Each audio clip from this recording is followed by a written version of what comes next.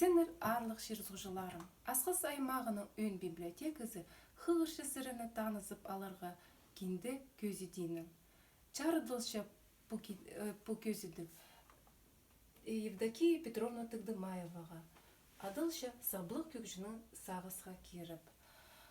Аға тюренің бұжыл 90 $6. Евдокия Петровна пістің шоның саблық тақпақ жүзі, көк жүзі. Базы ол үйдек шақсы шүрексіністік сарыныр шайып салған поэт. Аның кебелестері күскі харалар, хакасим, сын кертініс, әжі шас кізі шоның инханчатхан сарының санынды. Кізіні ондутпен жалар, хажын аның ады шонды адыл шүрше. Аныңар ізеншім ол хажанда тақпақ сарынарның шоның сағызынды болар.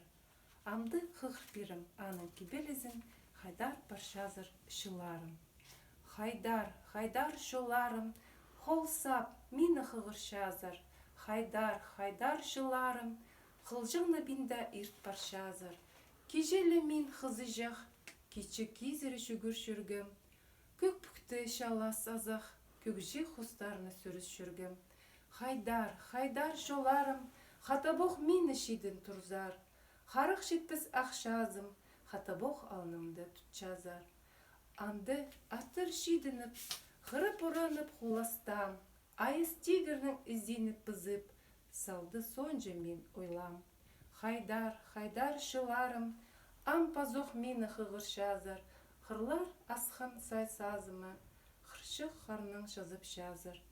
Ақша қиықтың шазыларым, айға күнге сұсталша. Аны көріп, оқ шыларым, ам шүрегім алданша. Салдым шүргін жазыды, сарық ирбін от өз халбызын. Сарнып шүржін ширімді, селегөк шақайық шайхалзын.